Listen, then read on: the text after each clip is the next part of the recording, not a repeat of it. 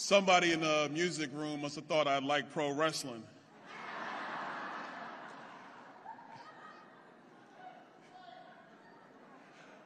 They were correct. I love pro wrestling. Being a fan of pro wrestling, of Triple H, one of the greatest wrestlers of all time, that is the thing that prepares you for Congress, because Congress is nothing but sports entertainment. So how's everybody doing today? We've had a lot of speakers come to this podium. I've heard the cheers. I've heard some boos. That's all right. We're in our party, we can boo each other too. That happens. Somebody else is coming later tonight. I think you know who that is.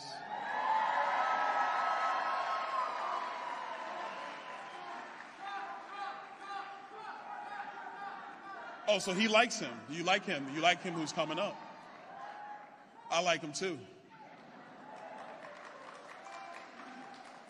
Before I came into the stage, I had a meeting with the Israeli Consul General and with a family whose loved ones are still being held by Hamas terrorists in Gaza. And you can see, obviously, from not just a family perspective, but from their humanity, how much they are concerned and they fear for the lives of their father, their mother, their sister, and their nephew, who are all being held by Hamas terrorists.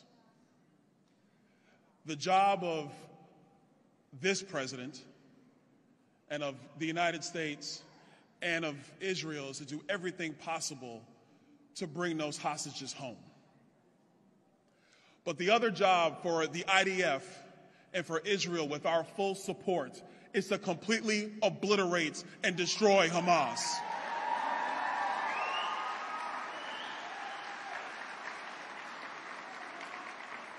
This kind of terror, this kind of barbarism cannot be allowed to exist. The weak foreign policy from Tony Blinken and Joe Biden, the fecklessness brought to us by Barack Obama, can no longer be America's foreign policy.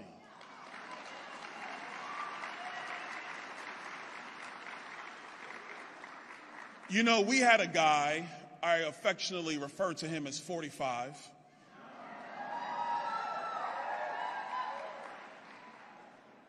But we had a guy who didn't want to be in endless wars. He didn't want that. He didn't want the American people to be lied to about intelligence. He wanted our troops to be safe. He wanted them to be paid and cared for. But he also understood that if it were the mullahs in Iran or anybody else, if they stepped out of line, they got what was coming to them.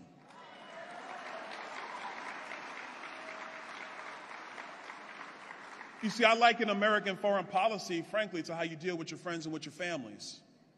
Like, those are my friends. I see them in the front row right now. I got their back. They have mine. I'm a nice guy. I smile a lot. I'm very friendly. In this game of politics, in the sports entertainment of the political world, a lot of stuff happens. People say things about one another. You guys know what I'm talking about. But that's within the confines of what we do. But the second you go after my family, the second you go after my friends, the smile goes away.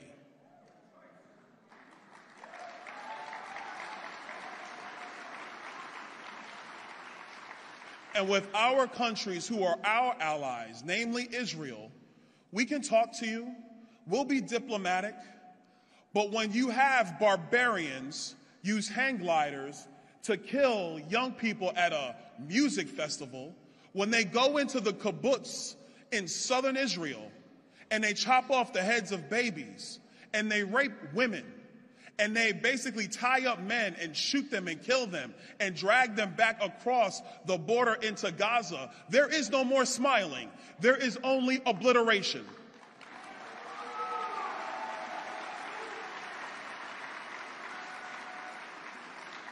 That might be tough. Some of our fellow citizens who go to Cornell and Yale and Harvard might think that that's wrong. But this is the nature of security and peace. There can be no peace through appeasement. There can be no peace through appeasement. There is only peace through strength. It's a restrained strength. It's something that's not just wielded for any old reason. But when your friends are attacked, and they've been with you through thick and thin, you have a responsibility to stand by them and support them. And we have a responsibility to stand by and support Israel with everything that they must do.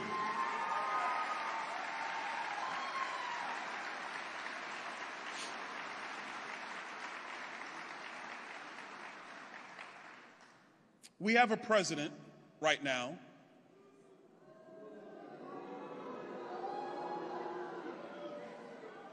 Listen, he earns it, actually. He does earn the booze. But you have a president right now who has left our southern border wide open. He's done it on purpose.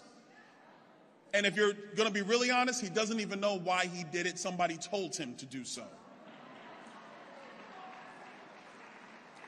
He doesn't even have the respect for you, the American people, to go down to that southern border and investigate the disaster he created. I started affectionately referring to Joe Biden as the master of disaster. Not Apollo Creed, the real master of disaster. Because his southern border policy has led to an invasion of the United States of America. It has allowed our border agents to have no ability to control what's actually going on our southern border. It has left us wide open. There was a report that came out yesterday of a 20-year-old Palestinian who acquired a gun and who was doing some trainings because he wanted to inflict harm on us here at home. How he got into our country? Oh, I don't know. Take a guess. Probably through the southern border. We have drug cartels who have operational control of said border. We have fentanyl killing 100,000 Americans a year through that southern border. And he doesn't even go. So in the halls of D.C., when they say it's time to fund the government, my position has been very clear. I'm not interested in funding a government that doesn't do its first job, which is securing the border of the United States of America.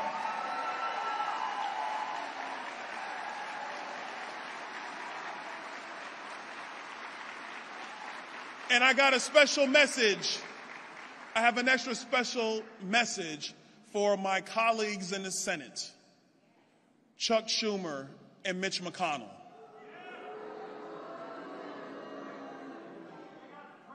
Boys,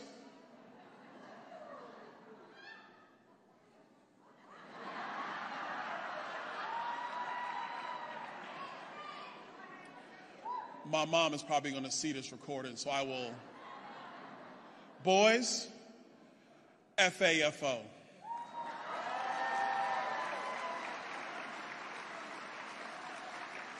We cannot continue to fund a government that doesn't do its first job, which is securing the border and securing the people of the United States of America. And they might disagree in the Senate, but there's a reason why the Senate has been wrong on every issue facing the United States for 30 years. The time has come for new leadership in Washington. The time has come for the people of this country to speak through their representatives to actually get the job done, to actually get the business done, and not say, oh, we got to wait for another election. Oh, we're only 1/2 of 1/3 of the federal government. We ain't got time for that no more. Don't believe me? Ask Eric Adams, the mayor of New York. Don't boo him too much. We'll do that next election cycle. But right now, they're talking to Joe Biden in the White House. And very quietly, they're saying, you know, you got to fix this southern border thing. This thing's a problem for us. They're taking kids off of soccer fields in New York to build shelters for migrants. They're bringing in translators into classrooms so young black kids and young white kids and young Hispanic kids who were already locked out of the classroom for 2 years in New York City are only going to fall further behind. Back to Mitch and the Senate Republicans. If you don't see that now is the time to squeeze this president and secure the border, I don't think you'll ever see it.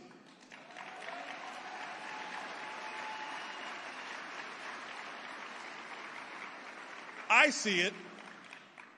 I see it because it's not just Republicans who want to secure a country. You now have Democrats who want to secure a country. You have independent voters who want to secure a country. And they know full well that Joe Biden's terrible policy has led to a decrease in American security, and it's hitting everybody in their states, not just the people who live on the border in Texas. It's hitting us all.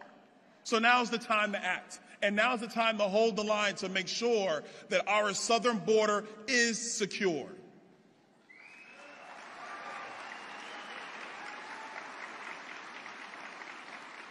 While I'm on the discussion of Joe Biden, let's talk about a couple of things with him.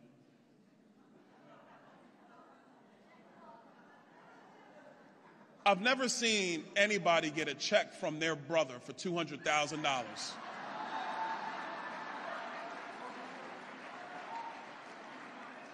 You know, I mean, look, I love my brothers. I do. They've not given me a check for $10. I've never seen anything like this. I've never seen an administration that knowingly spied on the American people and suppressed the voices of the American people. I've not seen an administration that has allowed the Department of Justice to cover up for their son, blatantly cover up, to the point that we have 40 FBI agents who have all come and have told us on the Oversight Committee that they were blocked in their investigations. They've told us this. We have a federal prosecutor in Pennsylvania who said that the normal investigative procedures were stopped by higher-ups at the FBI and at Main Justice. So I know we always talk about, well, are you going to hold them accountable? What are you going to do about it, Byron? I'm telling you, we are very, very close, in my view, to having articles of impeachment on Joe Biden.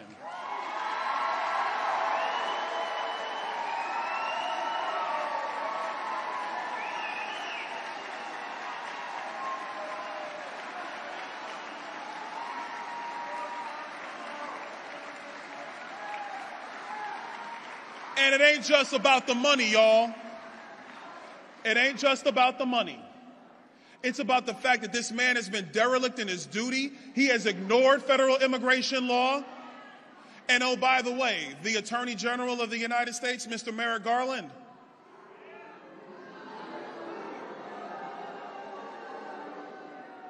look, I know I got on Mitch earlier, but if there's one thing we could thank Mitch for, is that he held the line to make sure that Merrick Garland was never on the Supreme Court. We got to thank him for that one. He was right then. But for Merrick Garland, don't get too cozy, because we're going to be investigating you as well.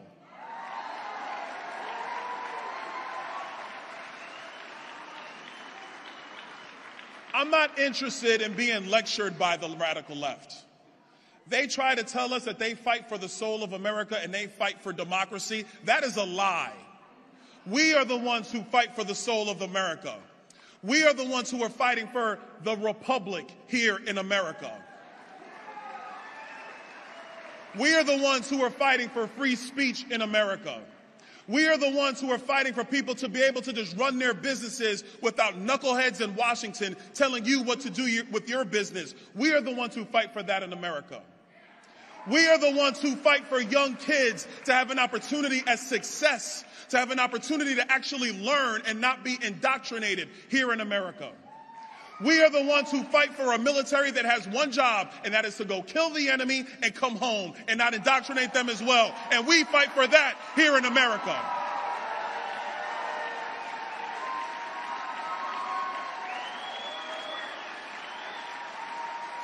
I'm not going to be lectured to by the radical left. You should not be lectured to by the radical left. because they are wrong, and they have been wrong, because their desire is not a constitutional republic of, by, and for the people. Their goal is for you to bend the knee to their wishes and their whims, and they are too stupid to understand that they don't know enough for our country to be successful. It requires you, America, to be successful, not people up on Capitol Hill.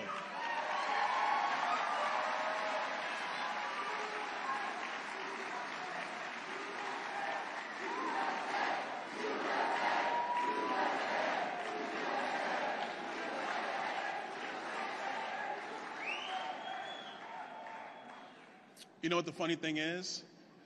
I didn't really know what I was going to talk about today.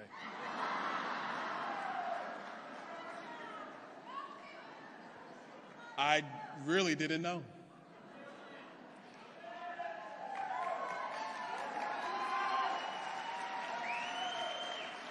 I got into politics 13 years ago, 14 years ago. I don't know, the years are going by fast now.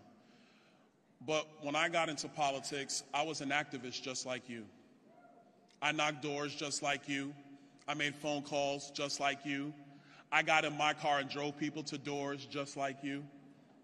My passion for this country is because this is the only country where a kid like me had an opportunity to be successful. That's my passion. My sons are in the front row now. They were hanging out at the pool. What's up, fellas?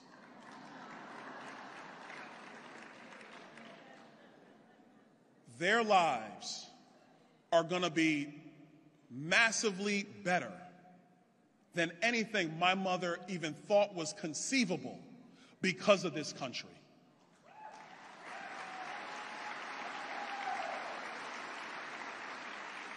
And so as we turn the pages into 2024, we have a golden opportunity politically in America. I was on Maria Bartiromo's show last Sunday. Love Maria. Love her. She's great. And she asked me, she goes, Byron, do you think that black voters would vote for Donald Trump? And I said, yes. And she goes, and all I said was, you have a lot of people in our country. They're white, they're black, they're Puerto Rican, they're Peruvian, they're Guatemalan, El Salvadoran. I just don't want to say Hispanic. That's not respectful. Don't call a Cuban a Dominican. You'll have a fight on your hands. Don't do that. Don't do that. When you go out and knock doors, be careful. Don't do that.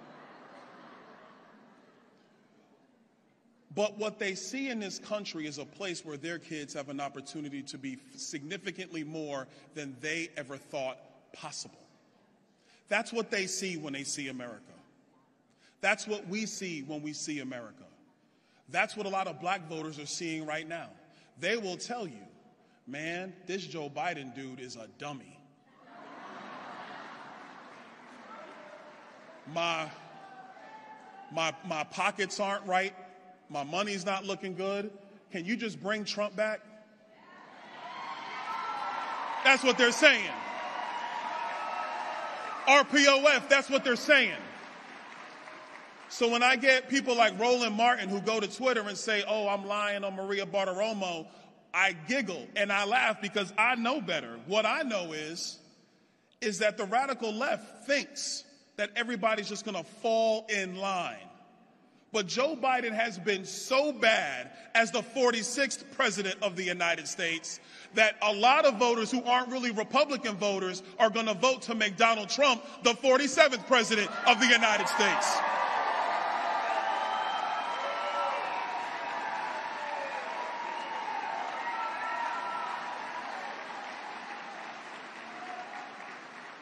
Now, the last thing I'm going to say is this, and I'm going to leave the stage because I love y'all. I could do this for another hour, but I'm not going to do that.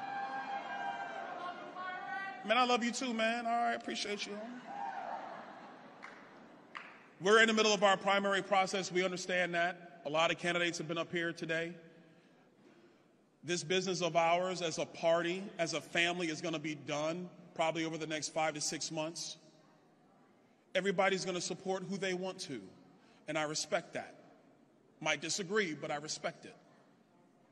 But when our business is done, when we go to Milwaukee and we hand over the nomination of our party, we have one job at that point, and that is to take back the White House, that is to take back the Senate, that is to increase our majorities in the House, and that is to go save the United States of America.